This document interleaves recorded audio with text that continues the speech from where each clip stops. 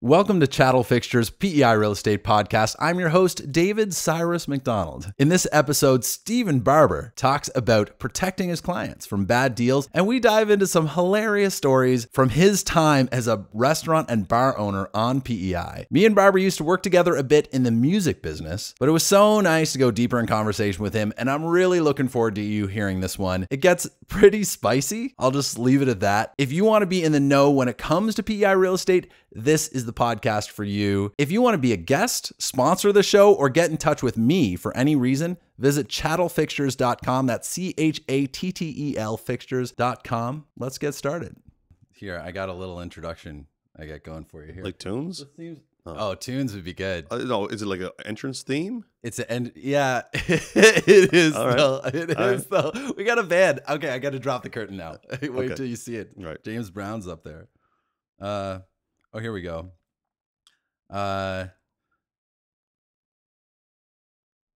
So, to many Islanders, Stephen Barber, as many of us know him as Barber, needs no introduction, at least not as a restaurant owner. He started and built up several restaurants and nightclubs in Charlottetown, PEI, and somehow managed to keep them packed with customers who kept coming back. I dealt with Barber mainly from a music industry perspective. He would book my band at Hunter's Ale House, and the place would be packed to the rafters with people singing their heads off and having a great time. We also served together on the Music PEI board of directors for a short period of time. That's going back. Yeah. What year was that? 2012? 13, 14? Yeah, around there. Yeah, maybe even, yeah, around there. All right. In 2018, Stephen Barber handed off Red Island Hospitality Group to two managers who took over as owners. This is true. Retiring from his work at Hunter's Ale House, John Brown Richmond Street Grill, Charlottetown Beer Gardens and Seafood Patio, the Factory Cookhouse and Dance Hall. And now, Barber's coming back hard as a realtor with Home Life PEI Realty Inc.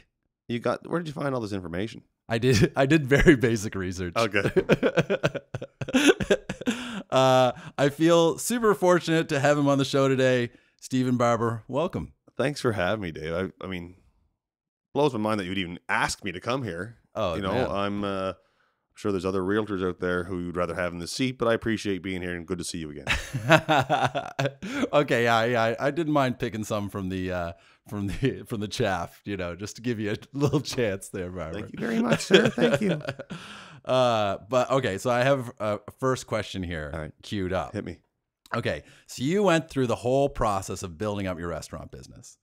I saw the way you worked, at least to some extent. I never worked directly with you there, other than with music, but there would be a huge blizzard, and the only place that would reliably keep their walkways cleared of snow and doors open were your businesses.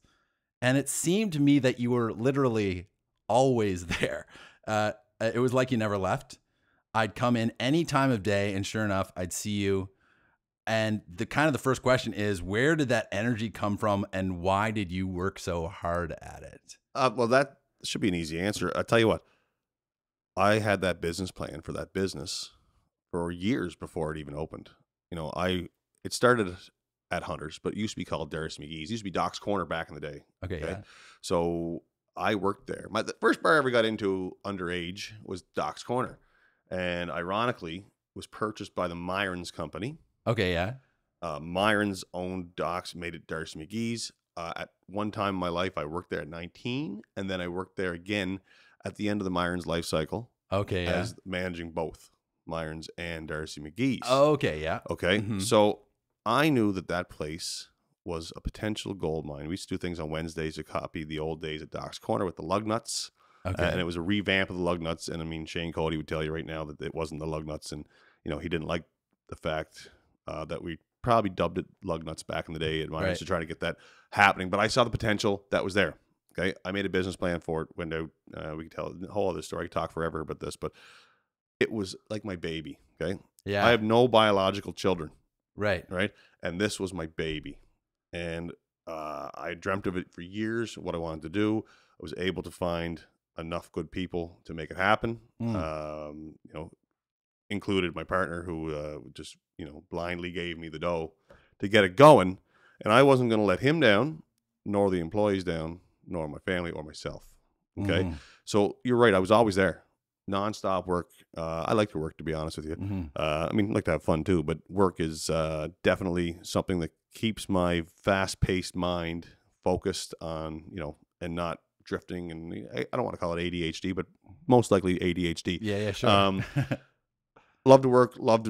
It was like a personal, I don't want to say vendetta, but when we first opened, and I tell this story an awful lot, I had a competition come to me the very first night. I remember Chamberlain was playing. Oh, it was nice. June Yeah, 27th, we'll say 2005, okay, at Hunter's Ale House, and the competition owner came in to see what's going on there. New bar in town. He walked up, shook my hand, and said, "Congratulations, this won't last." So that's enough right there to be like, that'd be the fire. Yeah, the fire has been lit, or at least stoked. Yeah. And in the long run, before I sold the company, or we sold the company to the management, we bought that owner out. That owner of that bar. That was part of the sale. Put it that way. So okay. He was wrong, and I'm going to let other people know. Do not tell somebody something's not going to last if that's their baby, kind of thing, because it's just going to give you more desire to put the hurt on other people. Was he saying that to try to make it hard on you? You think? Yeah, he was number one in town at the time. Okay. Right? And it just, I don't know why that word would be said. Something, I mean, I would never say that to somebody. Yeah, I have a really maybe behind their back or something like that, but I'm not going to, hey, it's opening night, you suck. Totally. It wasn't the right thing to say. And, hopefully got some ketchup on those words, put it that way, when he ate them. Wow. So, I don't know if I answered your question, Dave. No, you totally did. All right. I also was kind of thinking, I know this is kind of like random and off topic of this, but I was thinking about definitely several nights there that I got into some shenanigans, and I was thinking about the amount of shenanigans that you would sort of encounter, or just like people doing dumb, silly stuff. Do you have any like favorite stories, or maybe this is all just secret, but like, oh no, it's not secret anymore, man. I was thinking of writing a book. There's some people out there that wouldn't want to see that, but let me tell you, there's some foolish times. I mean, I can get as vulgar as you want. I like to say I've seen everything except for somebody passing away in the bar, okay, right, and giving birth. Other than those two things, there's nothing that I didn't see, right? I've seen, I've seen, well, in music realm, I've seen a guy like B.A. Johnson do his last song, his encore in the female washroom. You know what I mean? And bring everybody in there. Same guy actually did it in the dumpster one time. I've seen stars and bands like yourself from the old Paper Lion days, or I'm sure the Paper Lions are still around. But you guys, you played for $5 at the door, like just to grow the scene. So like there were some great things I saw, and there were some terrible things I saw. We can talk about, like I always had a thing that I would never ask somebody else to do something that I didn't do or wouldn't do myself. And then being there all the time, I was led by example.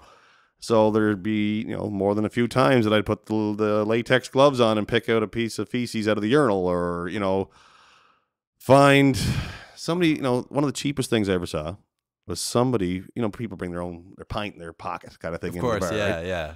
Well, at the end of the night, you check all the stalls in the bathroom, and, because it really screws up plumbing, and people will put their pint bottle in the tank of the toilet, right? Oh, okay. Yeah. So, whether you're male or female, although I would never stick something in a male toilet, but if you, you stick it in the back of the toilet and you go in there with your glass of pop and you fill it up the entire night, right? But there came to be a point where people were bringing their pop in, and how we did, how cheap are you that you're not bringing in, at least you're not buying a pop, you bring in your vodka and a big 2-liter Pepsi.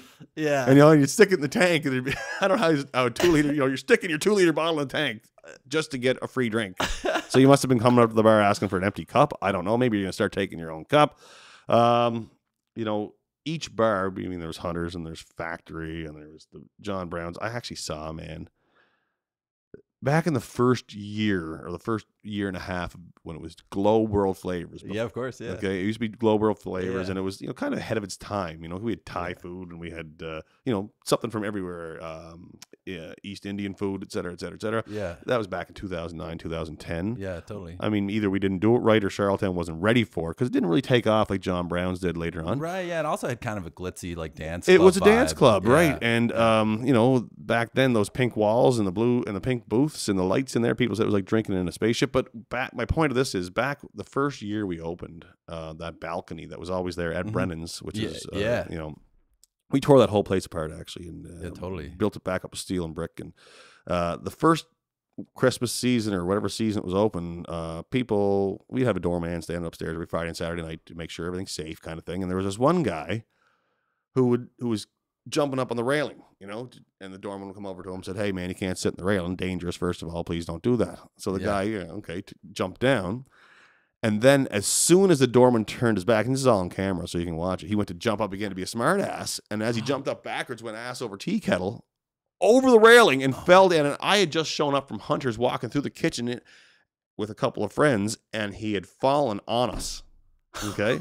So we're talking, a story up. Yeah, backwards, no, that's not boom. low. And he landed on, we'll call it the guy's name's Gino, buddy of mine. So kind of broke his fall, but he was knocked out for a second or two. And I remember, just like Studio 54, the lights came on, and everybody stopped, big gasp, and then the music stopped. And all of a sudden the guy woke up, looked at us, stood up, and ran out the door. You know what I mean? So this could have been real bad. Yeah. Survival of the fittest, I guess. Good job to the man. I actually know who it is. It's funny that, later on down in life, you're like, oh, that was you. That was you. There's things you see. I can remember a time when the cleaner would be there in the morning, 6 o'clock in the morning, and found actually not one person sleeping in the stall. The doorman hadn't checked the stalls the night before, but there was actually 3 people sleeping in the ladies' stalls at Hunter's. Okay. So, obviously somebody didn't do the job. But you imagine cleaning, 6 o'clock in the morning, and all of a sudden the stall door opens and somebody walks in and says, I need to drive home or something. And then next thing you know, 2 more people walk in. There's some other crazy things. I mean, I've had very powerful members of our parliament not happy with the way back in the old days you couldn't buy booze on Good Friday without buying a meal. Okay. Yeah. Okay. So the laws have changed. Right. But I once had, a very powerful person sitting there crying to me because he couldn't get a drink of, let's say, whiskey without buying dinner. Right. Right. And you see the people at their worst. Right. Yeah. Regardless. Could he have just bought a plate of fries or something? He could have bought a plate of fries. Yeah.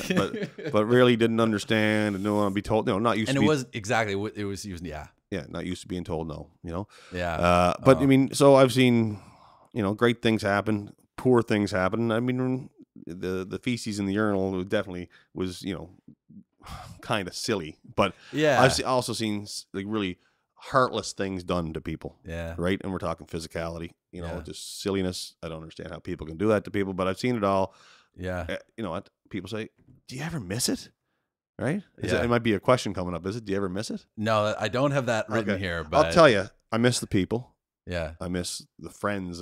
We started with 8 people. Right. Ended up with 160 employees. Wow. Right. Yeah. And I was called coworkers. And I miss the great part of that was always following along. Okay, you worked with us in 2006 and 2005, and now it's 2022, and you're 18 or 16 years older than you were then, and now Right. you're just you're a server, young 19, 20 green person. Now you're, we just name some of them like Molly Rankin. Yeah, absolutely. She went always. from serving gravy, Yeah. and now she's lead of Always, and I think there's 135,000 Instagram followers and albums at the Ying Yang, Glastonbury, Coachella, whatever else they're playing now. That's Alec as well, right? Oh, absolutely. Yeah. I mean, when Molly moved to the island and she was working for you, I feel like you were a big supporter of hers. Loved her, still love her. And, you go back and you say, these people are still my friend after all the years, right? And you see which people are true and really friends, you still keep in touch with some of those people, and it's great to hear where they're at, so totally. You make that connection, and a lot of times you never want to lose it. So that's the biggest thing I miss. Second biggest thing I miss is the marketing aspect with the music.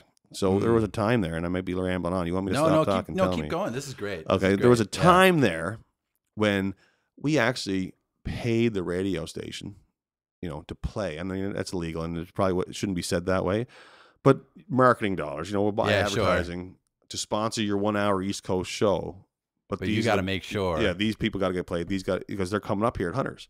So what we did, and I'm sure we did that with Paper Lines, was, here's some dough, in terms of advertising money. We have a show coming up here at Hunters on November 29th. We need Paper Lines played in the 3 weeks preceding that, with our commercial, so I don't want to use the word payola because obviously it wasn't payola. Well, it could be payola, but I mean, it's technically payola. But short, long of it is, you're getting it done. Yeah, K-Rock, remember K-Rock 105.5? Of course, which turned to Hot. Yeah, their birthday was on our birthday, and they would always host their birthday party with us in the first few years. So we grew with them. Yeah. Right. And the rock station was able to play the rock songs. And our main competition in that indie world was Baba's, Ryan. Right. Yeah. Right? Yeah. Cool. And the difference between Hunters and Baba's was Hunters had a lot more space. Absolutely. So if you're a band, and back then we were only charging $5, we really liked the $5 thing because $5 would get the average Joe off the street, and it would, average Joe doesn't know who the independent PEI acts or maritime acts are. Okay, but if you only pay $5 to see them, maybe you're getting a fan out of them that way when they come down. So it really worked. That really worked, and we were able to grow the music scene. I felt, for a number of years. Paid off accolades and music PEI awards and ECMA nominations, et cetera, et cetera, et cetera. But being in that community was something I really miss. Yeah. Oh, totally. The music community. And I don't know if it's back to where it was. I mean, there was a time there when there was Paper Lines, Tim Chase on 2 Hours Traffic, Always, English Words. Nick Goche was around. Mm-hmm. There was a lot of talent. There's a lot of talent. There was a lot of talent. Yeah. And there's some good stuff happening right now for sure. Okay. Yeah, like those Landrell boys are playing with a bunch of different acts, and they're doing their own thing and doing some real great stuff. Or Logan Richard, have you followed Logan? Oh yeah, Logan's a star. Oh, he's a star. I remember when he was 14 and his mother was always trying to get him into the show. Maybe not 14. Oh yeah, his mother always, his band Ripped Paper. Yeah, was that him? Yeah. Oh, maybe it wasn't him. No, I think it was. I think it was. Right. I think he was in there. Yeah. Yeah. But you couldn't play in a bar unless you had a written letter or something from the LCC. Totally.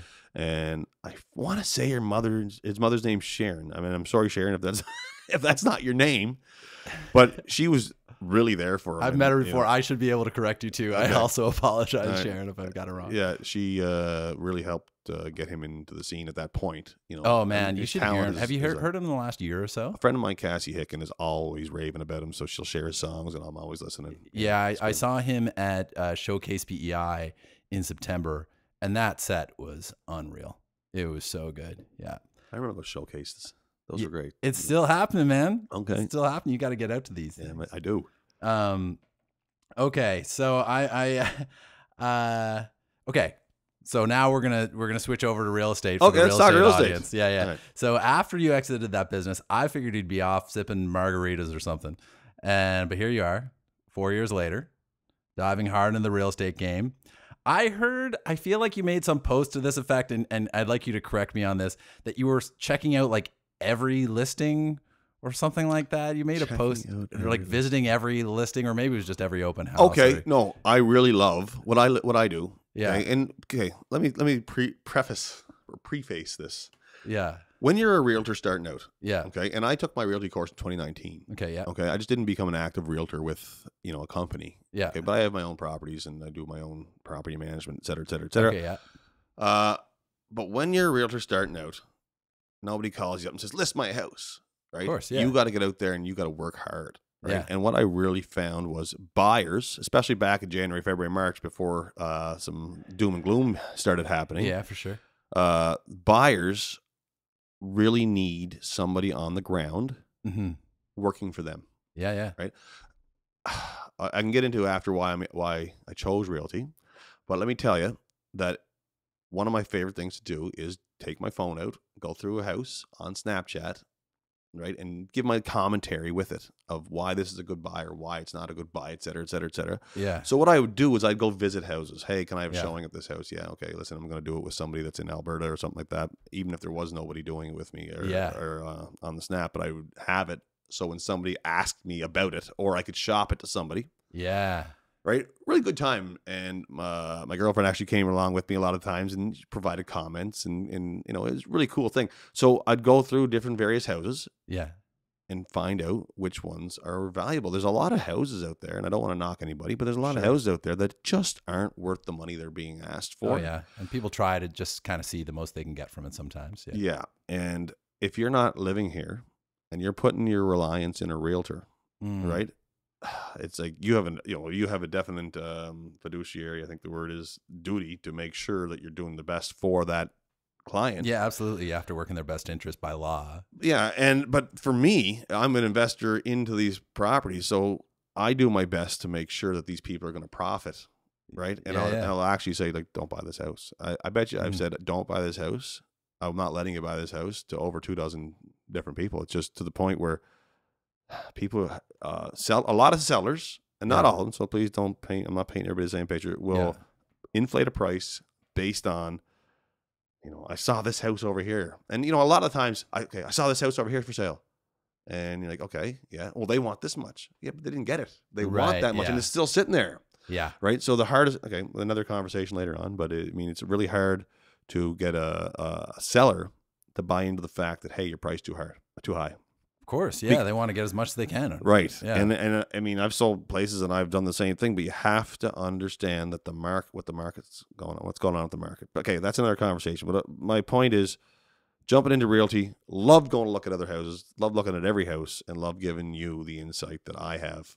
You know, I look at it from investment. Yeah, for sure. So that is kind of the angle that you're looking at it primarily. Yes. And so because that is the lens you look at it for yourself. So it's kind of the best angle you can bring to whoever you're working with. And there's people out there that, you know, don't care about the investment. They care about, I need a place for my family close to the school right now. Yeah. Still, you got to hammer it home. Like, this is not the spot for you. You know, you're not here. You don't see what, you know, me being I'm not an Islander. I shouldn't say I'm an Islander. I lived here since I was 4 years old. I'm actually from Ottawa, Ontario. But I am eyes, ears, nose, mouth for anybody not here, you know, and I take pride in doing it. Oh, that's amazing. Yeah, that's good. And it's like, I also want to say, don't hold yourself back if you feel yourself going out in a tangent. I think sometimes, at least for me as a listener, I love to just hear wherever that. All right, man. Go, I'd like to talk, so I apologize. No, do not apologize. This is why we're here. It's actually a perfect situation. That's honestly a big reason why I'm doing this, is because I really like to talk too. And this way I'm not, you know, people can choose to turn it off if they want to, right? Why would you do that? Yeah. So, I mean, I have a couple just sort of random questions. Okay. So interest rates going up means payments are going up. What do you see happening in the market right now, or say over the last, 3 or 4 months? Presently in the market, price drop. Yeah. And I mean, we're changing the word to price improvement, right? Yeah, sure. I mean, it is better if you're the buyer. For the buyer. You know, the houses that are still desirable and have a little niche or something that not every house has are still selling. Yeah. The house, you know, the average 3-bedroom, 2-bathroom house that was on the market 3 months ago, unless it was priced right then, is still sitting there. Right. You know, I can't tell you how many houses I see that have sat because of the way the market goes. So if you are a 30-year-old family, I call them dinks, double income with kids, or no kids, sorry, just 2 people. Yeah. Okay. 2 people making money. Let's say you make $50,000 each. Yeah. Okay. Take home just for the hell of it. Okay, sure. So you got $100,000 to live off of. And now you got to make a mortgage payment on that. Your mortgage payment from this time, if you got a mortgage this time last year, you probably could have got it under 2%, maybe. Maybe I'm talking out my ass, but and now it's closer to 6%. Yeah. So 4%. Okay. And the average home, let's say, is, just for argument's sake, is 500. We'll just say 500,000 for math. Okay. Yeah. So if that average home is $500,000 and you're at 6% now, that's $30,000 a year in interest you're paying. Yeah, that's an extra 20,000 versus interest per year. Right, versus the 2% that it was before. So really, your $100,000 of your double income, no kids, right? That's there, is being eaten away in interest. Yeah. So why you want to live like that, right? So, Sure. I don't want to buy. I've owned the same house for quite some time, and it's a very modest home, and sometimes I look at saying, oh, geez, I'd love to move over there. Look at that nice house. But do I want to be house poor? Yeah, is a question, right? Okay, this is my thinking about this, and call it just like sort of thought experiment, because who knows where things are going to go. My gut feeling is interest rates are going to keep going up a little bit more, and then there's going to be a little bit more pain in the market, but also governments have to pay out that interest rate too, and they're the ones who select the people who run the central banks, who set the kind of interest rates for the kind of risk-free rate or whatever. So they're going to want to put pressure on for the interest rates to go back down. So my feeling is, okay, what happens if, as a result of these higher interest rates, you can get in on a better price, and then say if you have a shorter term of mortgage or something like that, you get a better price, and then when the term is up and you switch out, or if you can get a mortgage where you don't, where there's not canceling costs. So there's still switching fees, appraisal and all that stuff.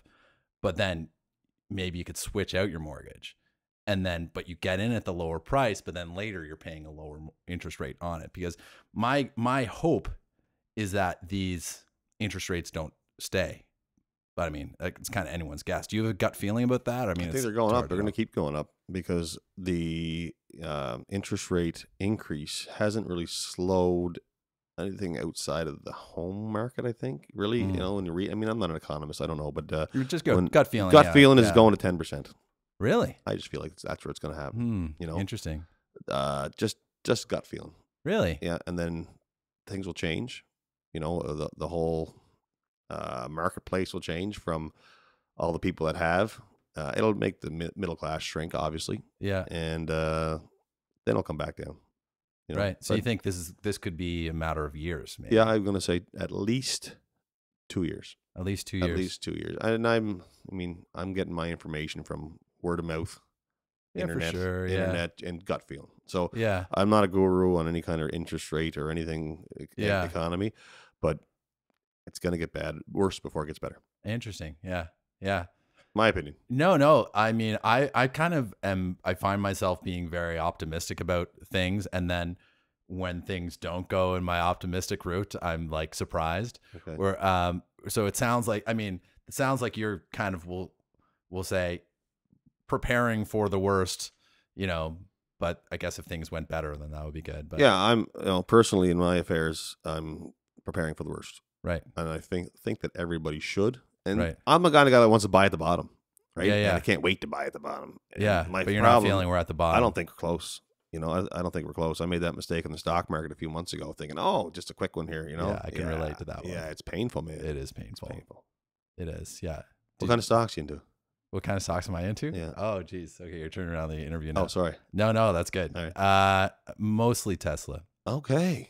I'm into NIO. Do you know what NIO is? I do know NIO. Yeah. NIO's what do you think? Tank right now. NIO had a rough week. Yeah, $9 a US a share right now. I bought in originally at $40 US a share. Yeah, that's hard.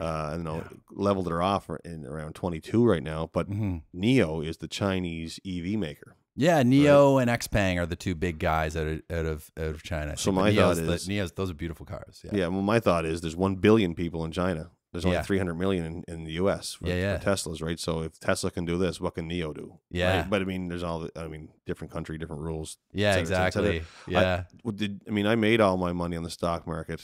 Not all my money, but I made my stock money through marijuana back pre-legalization. In the cannabis stocks. Yeah. Yeah. So you went up on that run. Did you go down with that run too? No, I sold a week before legalization. Whoa. Okay. So, because then we ended up being overstocked. Yeah. With weed, and it wasn't quite as big as. Oh, there was one. I held on to one. Right, okay. I held on to one. Pain. Do you remember what it was called? Yeah, the Green Organic Dutchman. It was called T God. Okay. And you know, they really pounded the initial public offer. Yeah. Right. And they came around, took us out to Sims Steakhouse, wine and dine, and they came back a second time, wanting, you know, and then you get warrants, et cetera, et cetera. Oh. It went from, I bought them in the IPO at $1.15, and they got to $10 a share. Okay. If you looked it up on the internet right now, I don't even think it's still going, but if it is, it's like 2 cents. That's how like much air came out of the cannabis.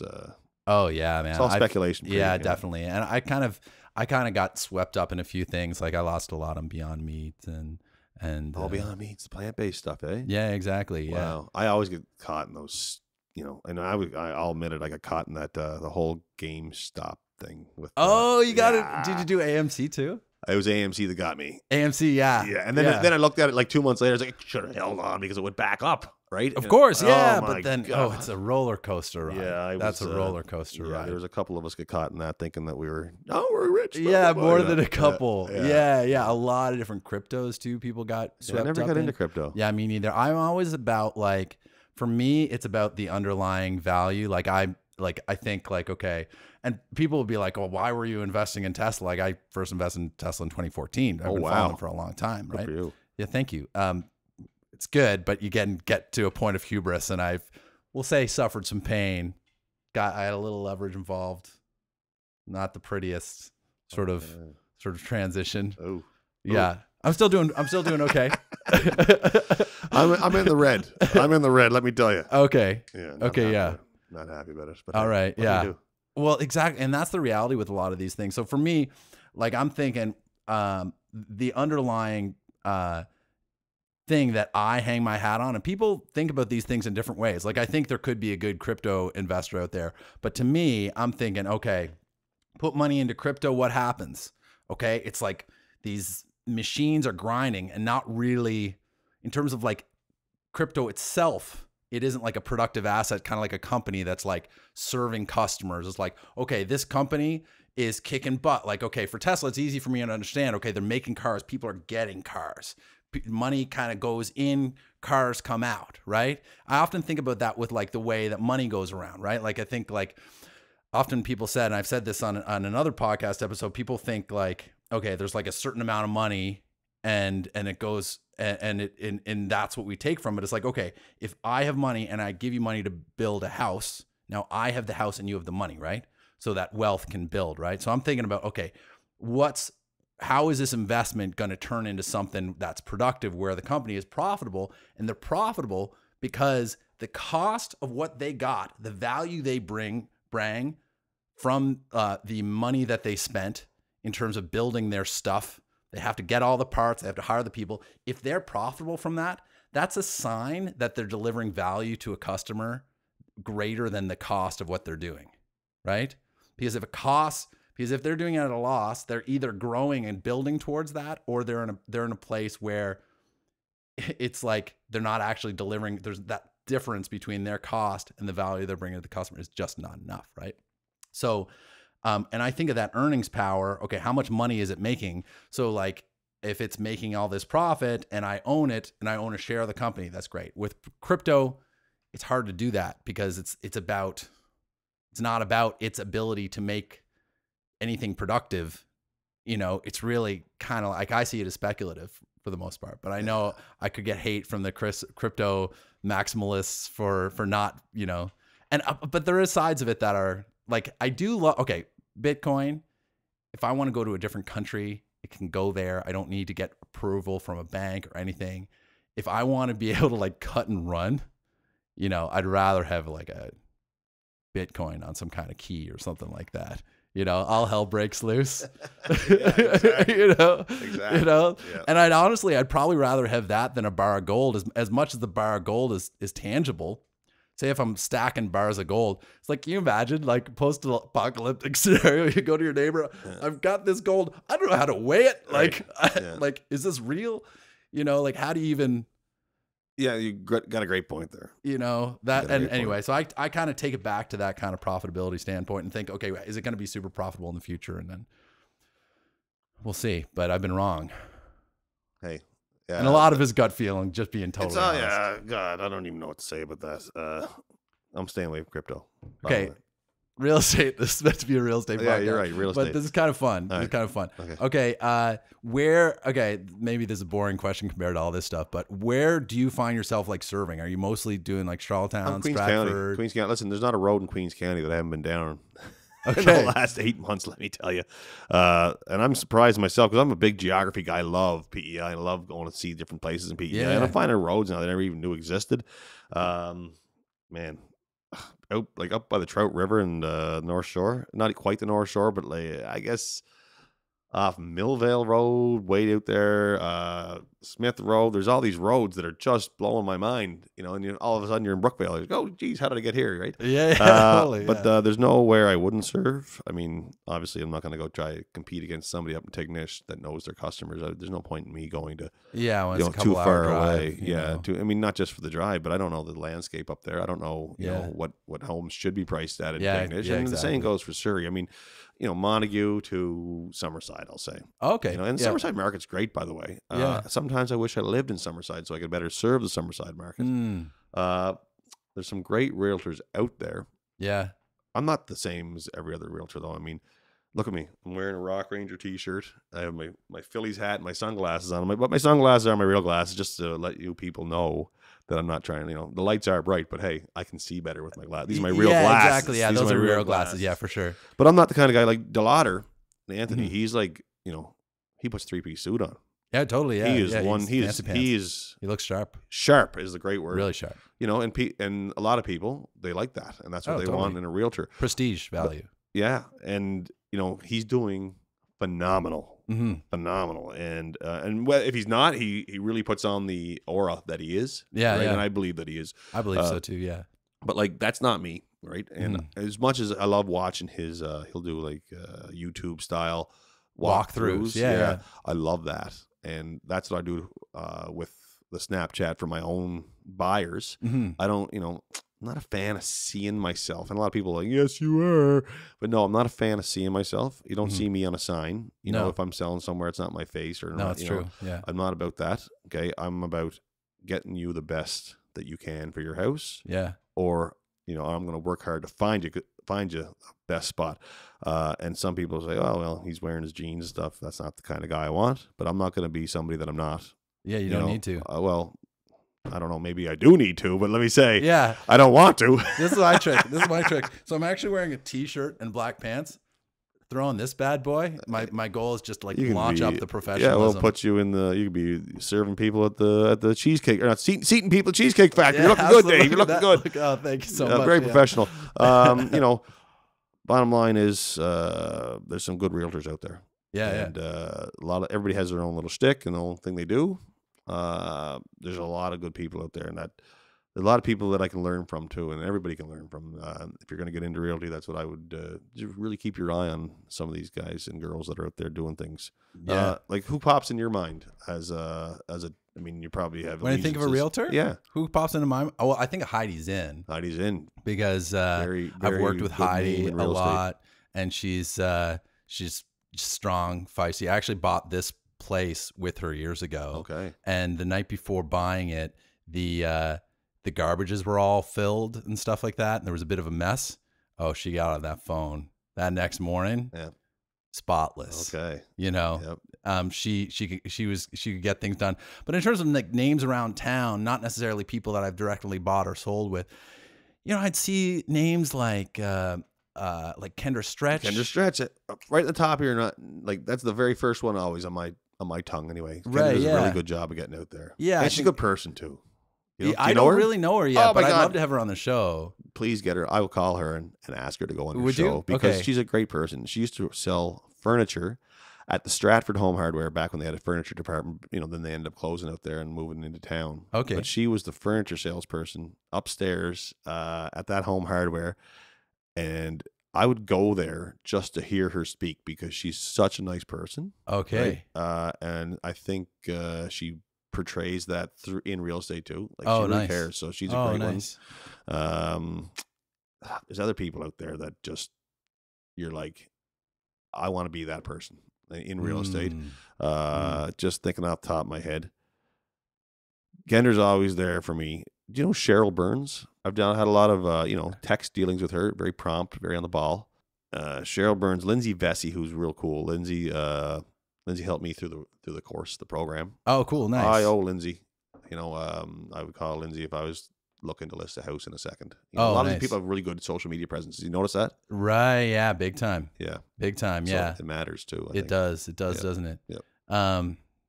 No, that's actually, I feel like we could kind of go deeper down that rabbit hole of like talking about a whole podcast about different realtors. Different realtors. Let's talk Absolutely. about people. Yeah. Absolutely. Okay. Maybe this is is there anything else you want to talk about while you're on the show? Anything? Jeez, man. We can talk about anything. We talk about, that you want to. In realty? Sure. Or if there's something else you want to say about anything. Oh my God. I mean, that's kind of putting you on the spot. Yeah, there's lots of things I want to say. Yeah, I feel, this. I don't want to piss anybody off, but listen, I'm in the business of realty. And one thing I love talking about is I'm in the business of realty. I took the course for revenge. Okay. I was misdirected one time, 2 times, 3 times. I find that I want to provide a service to people, and I hope that other realtors will provide a service to people that doesn't just pad their own pocket. Yeah. Right? Yeah. Home prices increased. I mean, the Real Estate Association is probably going to be pissed off if they ever watch this, but let me tell you. Home prices increased from 2020 to 2022 in January, I will say. Yeah. So the house that was for sale for $200,000 in 2020 is probably selling for $350,000. That sounds, that makes sense to me. Yeah. Right? Yeah. So if you're a realtor and you're getting half of your 5% or whatever, even 5%, full 5%, that 5% of $200,000 in 2020 is now 5% and $350,000 January 1st, 2022. And now it's going back down. Yeah. Right? So what more did you do in 2022 to make that 5% on 350 than you did in 2020 to make the same 5% on 200,000? Sure. Yeah. Nothing. Yeah. So there's a lot of people out there that say, I want in realty to make all that money. But that's the wrong reason to get into it. Oh yeah, totally. Right? And you can tell which realtors are in there to make money, and you can tell which realtors are in there because they like it. Yeah. Right? And sure, money, money's great. I would never say no to money. Yeah. But I'm not going to tell you to buy something and have to live with you hating me for the rest of your life. You buy a house because Steve Barber told you to. Yeah. I don't want your money that bad. Put it that way. Yeah, of course. Yeah, you care more about sleeping well at night, integrity. Feeling good. I feel like the word integrity should be the number one thing in realty. Yeah, actually, it's kind of funny. Like, I feel like, so I'm taking the real estate course right now, the pre-licensing course. Who's teaching that? Carol O'Hanley. Oh, wow. Okay. Well, she's like the star. She's doing great. Yeah. She's really good. And the course is so much about it is ethics and kind of doing things above board, like a lot of, giving disclaimers if you don't know something, sending people to the people that actually are the professionals about things, disclosure, honesty, that kind of thing. And, it kind of strikes me that, I'm honestly, I'm finding the course extremely useful because it's setting out a lot of kind of rules and guidelines of like how to do it right. And I kind of didn't expect going into it. Like, honestly, I heard from people, it's like, okay, make sure you get, learn how to do your listing agreements and learn how you do those things and kind of get the basics and just kind of pass your course and you'll be good to go. But anyway, I'm kind of surprised that, like, based on this course, I would say, I don't want to like upset anybody, but I think in some cases realtors don't always have the best reputations. And like there probably are some people out there who care more about, making a buck than necessarily kind of doing what's right. But based on what I'm seeing that actually surprises me because there's a lot of useful stuff in it. Anyway, it's kind of a sidebar, but yeah. I mean, I signed up with Home Life Realty. Yeah. Almost 2 full years after taking the course, because you only have 2 years after you take it to actually sign up with somebody. Wasn't going to do it, but one of the owners of Home Life is Jerry LeBlanc. He's my neighbor, good guy. I said to him, I'm going to expire here. Do you want another hand? Yeah, love it. So him and Phil Muse are with me at Home Life, and so I took the course 2 years ago, and I had no recollection after 2 years of whatever else I was doing in the downtime. Yeah, sure. Right? Yeah. So those 2 guys, are I would recommend you yourself as you come out of the course, find a company that's going to, be okay with your questions. And be okay with you torturing them, so they put my feet to the fire kind of thing. Yeah. Right. And I could write up an offer without calling anybody for help, after X number of times, because I've done so many, trial by fire, I guess. But it's good to get into a realty that doesn't have, I mean, sure, there's probably pros and cons, but there's only, I'm going to say 7 of us at Home Life. Right. Yeah. Right. So you're really dealing with the broker quite a bit in learning. Yeah. Right. I wonder how it would be if I was in a real estate brokerage with 100 people. Right. Yeah. Right. I mean, are you going to get that time with the broker to teach you these things? Right. Yeah. Because realty isn't like you're going to work and sitting at your desk and you're like, I say to the guys, I'll come to the office. I'll hang out there and talk. And, it's good to be able to get, shoot the shit. Yeah, sure. And toss ideas and brainstorm. Yeah, for sure. But that's almost a time killer too. I'd rather be out there looking at houses and getting the right thing, and I don't need to go into an office to do that. But in a small office like Home Life, you get the best of both worlds. Yeah, cool. So my advice to anybody coming out of the real estate program is to really think about who you're going to sign up with. And I'm sure most brokers want as many people as possible, I would think, because it only makes sense. It makes them more money, right? Because they get a cut of every sale. But you don't want to go into somewhere that isn't going to help you grow. Yeah, no, right? that's a good point. So that's my Home Life plug today. That's your Home Life plug. All right, nice for all the people in the real estate course. I'll have to hand them all little cards. Yeah, I should have brought my cards for you to give the people. Yeah, exactly. Yeah, man. Oh, so good to talk to you about this stuff. I feel like we could talk for hours more, but I feel like this is like a decent place to cut off. Thanks so much for coming on, man. Hey, man, listen. I'm at the airport too. I work at the airport. I put bags in the airplane. Okay. And they let me go home or come out to do this because it was circling around in the fog, right? Okay. And they're excited to hear this. So, all right. I appreciate you having me, man. I would be back here in a second. I mean, if you ever need a co-host, let me know. Hey, awesome. Oh, dude, that would be awesome. All right, thanks so much, Barber. Good seeing you today. Thanks very much. Sweet. All right.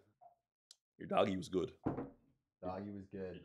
Thank you for listening to Chattel Fixtures PEI Real Estate Podcast. I'm your host, David Cyrus MacDonald. If you want to reach out to me for any reason, please visit chattelfixtures.com to find my contact information, show notes, etc. We're currently looking for diverse and interesting guests. If you would like to have a conversation with me, or if there is anyone you would like to hear me speak with, or have an idea for the show, let me know. Get in touch through the website or tweet at me at Chattel Fixtures. We're currently seeking out relevant sponsors with solid reputations, serving customers, particularly in some way related to the PEI real estate market. If that sounds like you, get in touch with me if you want to support great, positive conversations about real estate happening right here in PEI. Visit chattelfixtures.com to learn more. Be sure to subscribe to Chattel Fixtures PEI Real Estate Podcast and see you in the next episode.